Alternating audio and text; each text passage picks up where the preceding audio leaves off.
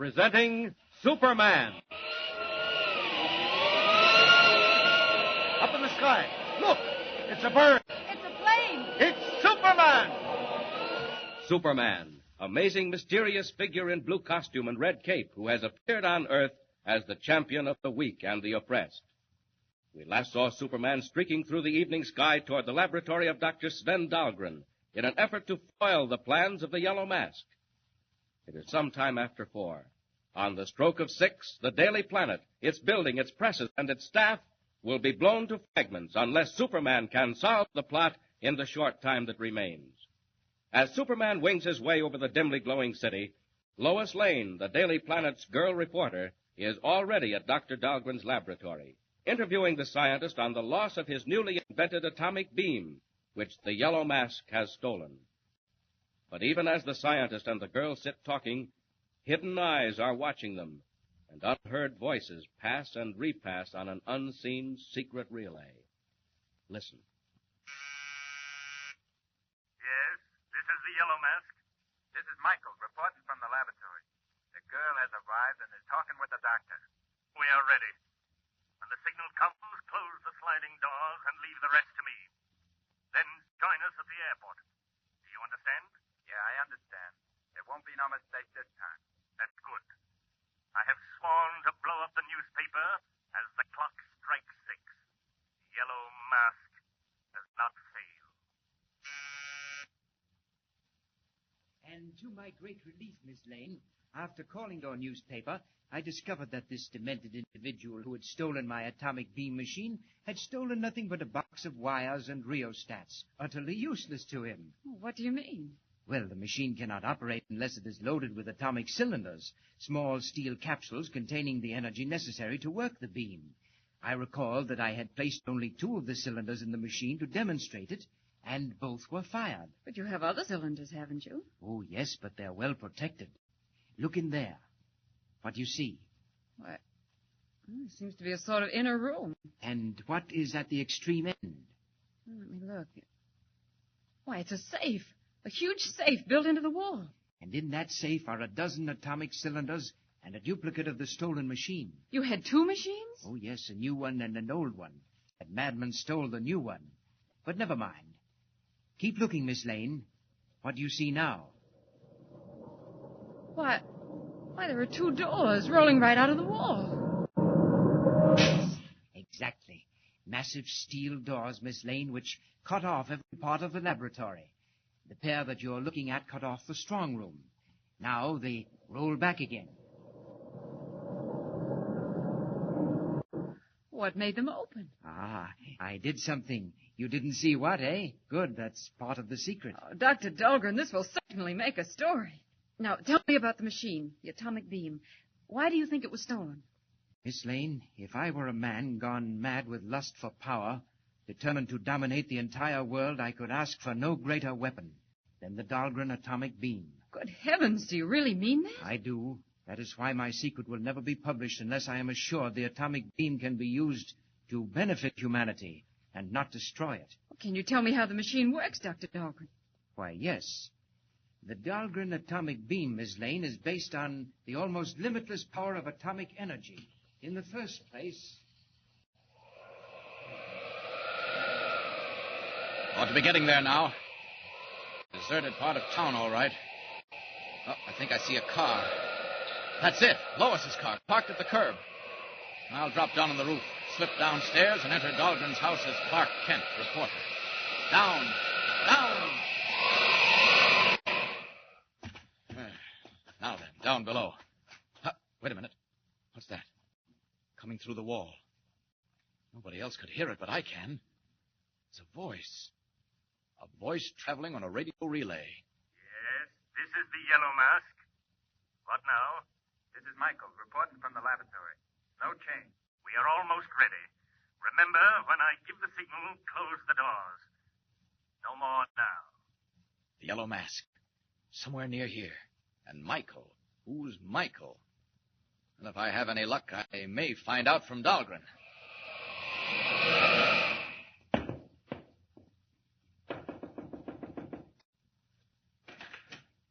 Yes? Dr. Dahlgren, I'm Clark Kent of the Daily Planet.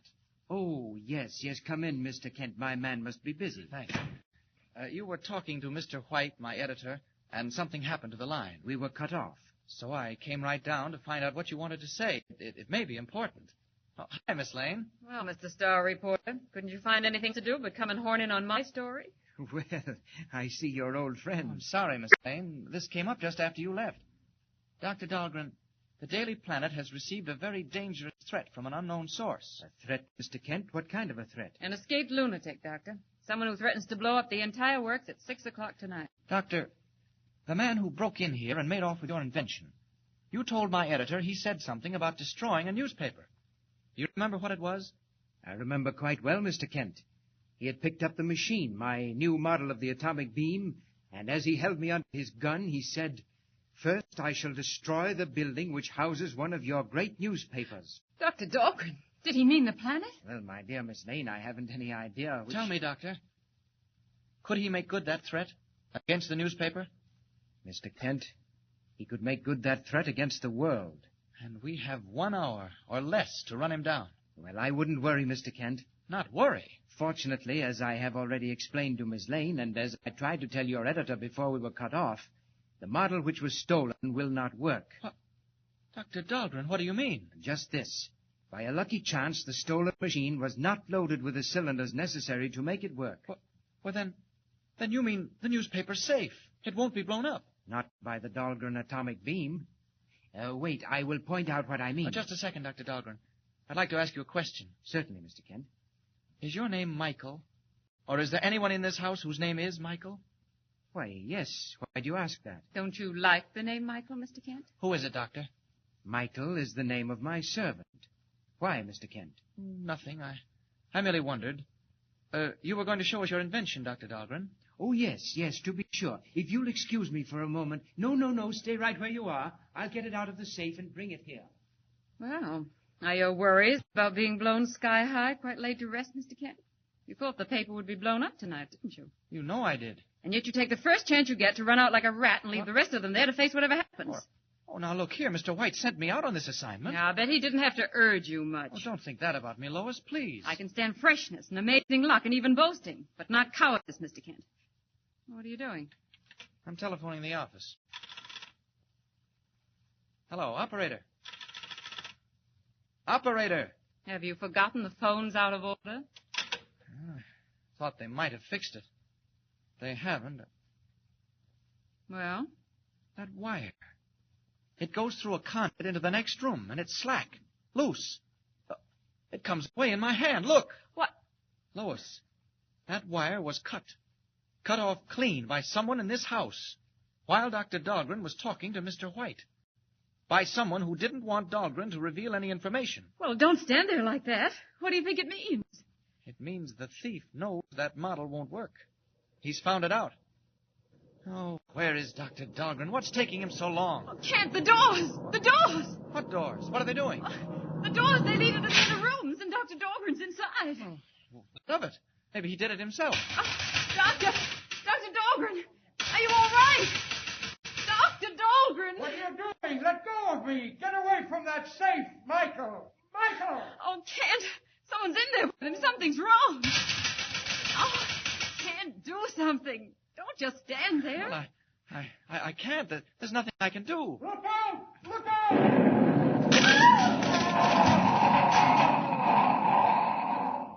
An explosion inside that room. Dynamite or nitroglycerin. Lois, are you all right? I'm all right. Just stand. Now, Lois, run down and bring the police. Phone the paper, quick. What are you going to do? I'll stay here. Maybe I can get in there. Go on, now run. I'll be back, Kent. Wait for me. I think it's time Superman took a hand. Clark Kent could never get through those steel doors. I had to get Lois out first, though. Now then. There they go. Almost through. They're springing out at the sides. I'll just grab hold of the edges and pull them out of the walls. Now. Dr. Dahlgren. He's unconscious. And when he comes to, he'll see Clark Kent. Kent, is that you? The safe. Look at the safe and the wall. They blew the safe and got out through a hole in the wall. Dr. Dahlgren, who was it? Could you see? I don't know. When I came in, they threw a cloth over my head. Kent, look. They came back. They found the machine wouldn't work. The cylinders were in the safe. Doctor, the safe. It's empty. Quite empty, gentlemen. The Dahlgren atomic beam will now be put to work. That voice. Who is it? Where is it coming from? It's a dictaphone outlet. Somewhere in the wall. I'll track it down. Save yourself the trouble, Mr. Kent. We are leaving immediately. It's 5:30. You will remember what happens at 6. The yellow mask does not break his word. Half an hour to go. 30 flying minutes while mysterious planes drone high in the air over the office of the newspaper. Can Clark Kent or Superman find the yellow mask, recover the Dahlgren invention, save the Daily Planet? And meanwhile, what of Lois Lane? Tune in the next installment and follow the story. Remember, be with us again for the next thrilling transcribed installment of Superman. Up in the sky, look! It's a bird. It's a plane. It's Superman. Superman is a copyrighted feature appearing in Action Comics magazine.